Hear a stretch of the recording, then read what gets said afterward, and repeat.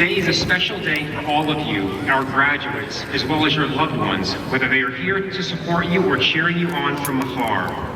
You have put yourself on a path to serve society in causes greater than yourselves, causes that will inevitably improve the health and well-being of the communities where you will live and work.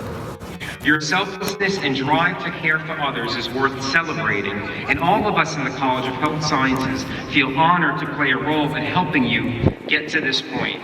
It's why the faculty and staff are filled with such pride and joy today, and why we'll continue rooting for you as you take the next step in your life journey. Oh, man, he does. The late scientist and author Stephen Jay Gould wrote, "The center of human nature is rooted in 10,000 ordinary acts of kindness that define our days." I ask you, our graduates, how will you define your days? And what daily acts of kindness will you perform moving forward?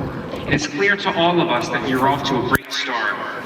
But it's only a start. A career, or better yet, a life, is a long journey requiring thousands of ordinary decisions. I'm hopeful that your time here at UD has equipped you to make good decisions. So move forward with confidence, move forward with humility. Accept that you will make mistakes in work and life. As I joke with my sons, if you're not making any mistakes, you're not trying hard enough. But quickly forgive yourself. This is difficult but necessary. The challenge is being honest with yourself and making the necessary corrections to move forward. Your ability to do this may determine your career trajectory. You have chosen careers in health, healthcare, and science. Strive to be leaders, and as leaders, reject the easy cynicism and lazy headline-grabbing pessimism that permeates our discourse. We need your curiosity, optimism, and hope to move society forward. Also, be collaborative and open to new ideas. Read a lot, build your cognitive endurance, and keep working hard. Success will follow. Be sure to also find the right balance between work, play, and family so you can continue to find joy in the service of others. Society needs you. We need you to be at your best. A special thanks to the family and friends attending this ceremony. I'm sure your presence here today is very meaningful to the graduates. Thank you for being here. Lastly, to our graduates, remember, define your days with kindness. And on behalf of the faculty and staff, a sincere and heartfelt congratulations.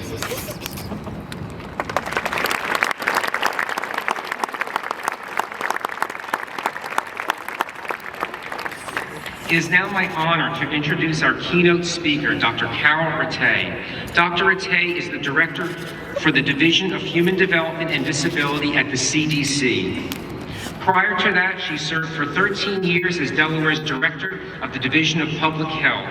Dr. Rattay has served at all levels of the government, including in the Health and Human Services Office of the Office of Public Health and Science, where she worked with the Assistant Secretary of Health and the Surgeon General.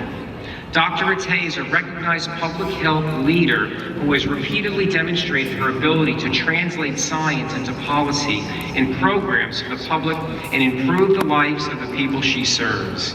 We're excited to have her as our convocation speaker. Please join me in a warm welcome for Dr. Rattay.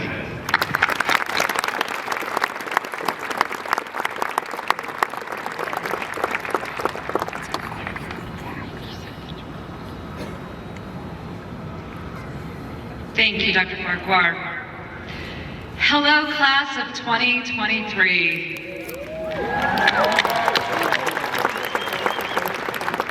Congratulations on reaching this incredible milestone.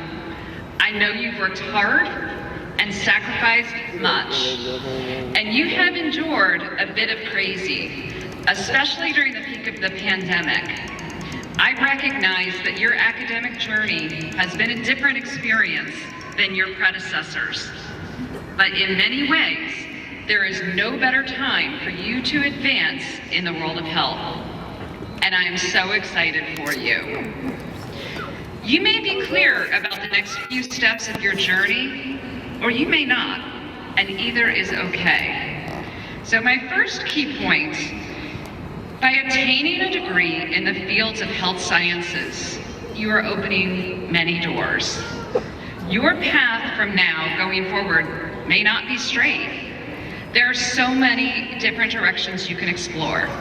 Direct healthcare service delivery, government at all levels, international work, or grassroots community engagement, vaccine development, research, academia, working in health systems, or in corporate America. The options are endless. You may not know what you want to do with your degree, but you are in the fortunate position of being able to have a career that can evolve over time. So you might want to get comfortable with not having all the answers about your future right now. So, little story about me. When I was in 8th grade, I decided I was going to become a pediatrician, and I set down that path of achieving the goal with blinders on. And after getting my medical degree in '92, I completed my pediatric residency at Georgetown, and then I was in private pediatric practice for 5 years. And while I loved my time in pediatric practice, 3 years in I realized this wasn't the last stop for me. I saw many diseases and conditions that were preventable, and children and youth whose unhealthy lifestyles were setting them up for a lifetime of health challenges. I needed and wanted something different or more for my career. However, I was quite critical of myself for not being satisfied with being a partner in a great pediatric practice. But when a friend introduced me to the field of public health and preventive medicine, I knew that was my path. So the next open door led me to the University of Maryland, where I earned a master's in epidemiology and completed a preventive medicine residency. And I felt like a kid in a candy shop. I had finally found my passion. I got to work in Washington, D.C. at the U.S. Department of Health and Human Services, in Atlanta at CDC, and at the Maryland Department of Health during these training years. And during a practicum training time at the HHS Office of Health Promotion and Disease Prevention, I met Dr. Woody Kessel, who's a former Assistant Surgeon General, and Dalton Paxman, who's now a leader in HHS. And this experience led me directly to the job in that same office after I graduated. And then when my family relocated to Delaware in 2004, it was Woody and Dalton who led me to my next job at Delaware's largest child health organization, Nemours. I remain close to Woody and Dalton today, and I'm so grateful that our paths crossed years ago. So the point I want to make with this is it's really important to grow your network, nurture and cherish the relationships that you develop along the way. So here I am 5 years into leading this childhood obesity statewide initiative here in Delaware, and a colleague and friend literally knocks on my door and says, "Do you want to work for the new governor, Jack Markell, as the state health official?" And at this point in my life, my daughter was 20 months old, my son was 4, and I told him it probably wasn't the right time for me to take a big job like that. But he somehow convinced me to meet Rita Landgraf, who the governor had chosen to be the Secretary of Health and Social Services, and who many of you know. And the rest is history. Rita became my boss for 8 years, remains my great friend and public health partner today. And again, I fell in love with a new, exciting, and very challenging role. So this brings me to a second critical point. It's important to do work that matters, work that makes a difference and makes the world a better place. And I believe that this is the greatest gift that working in the health field gives to us. During my time at Delaware's Division of Public Health, my team and I worked with many partners throughout our state, and I've seen exciting improvements in health through comprehensive collective efforts. We've seen a reduction in infant mortality, a reduction in cancer mortality, work that matters. I had the privilege of being part of standing up an initiative we called Delaware CAN, which was a public health approach to increase access to contraception. And with partners, unintended pregnancy rates decreased by 25% in our state. And that work matters more than many people realize. With the science pointing us to place-based and community-driven initiatives to address our significant health inequities, I'm most proud of our Healthy Communities Delaware initiative, which is a collaborative co-led between the state of Delaware, the University of Delaware, and the Delaware Community Foundation. And it's a place-based, authentic partnership with communities in the lead to address their most important social determinants of health. And the motto of that initiative is align and invest for impact. And with these aligned efforts and investments, we're seeing exciting results in the communities with the greatest needs. To me, that's work that really matters. So while I don't really want to talk about COVID, I would be remiss if I didn't mention the trauma that people who worked in the healthcare and public health sectors experienced during the pandemic.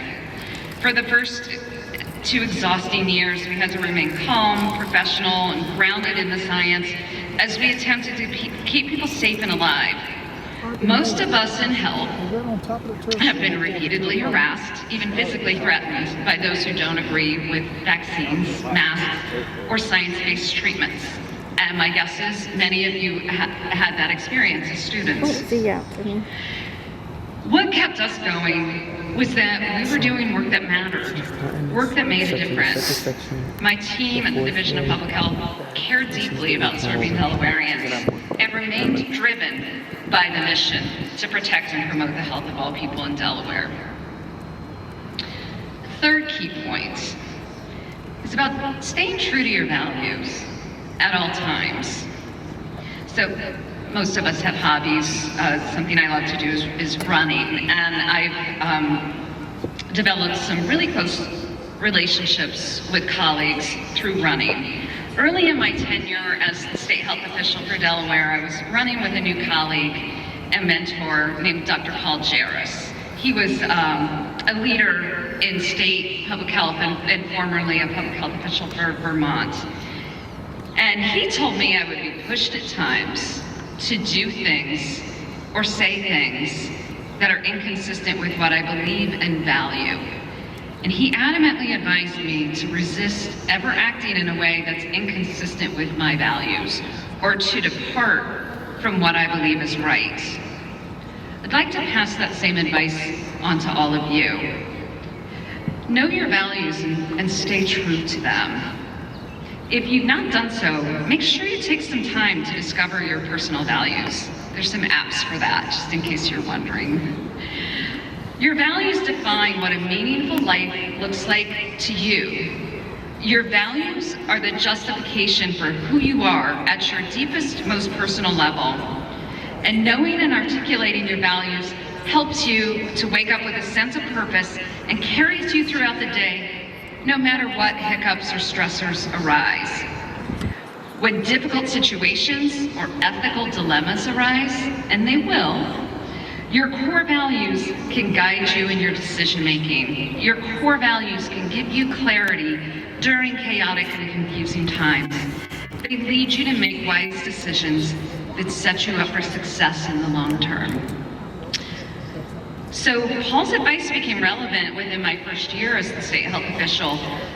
I was horrified to see a budget recommended by the governor that cut out all of our dollars for tobacco, physical activity, nutrition, and obesity prevention. More than $3 million were just completely eliminated from our budget. And part of my job is to defend the governor's budget. But I knew I could not publicly support the elimination of our tobacco funding. So after losing sleep over it, I had a courageous conversation with my new boss and cabinet secretary, Rita, and she checked into it and she found out that the funding had inadvertently been left off as a budget line item, so it wasn't intentional.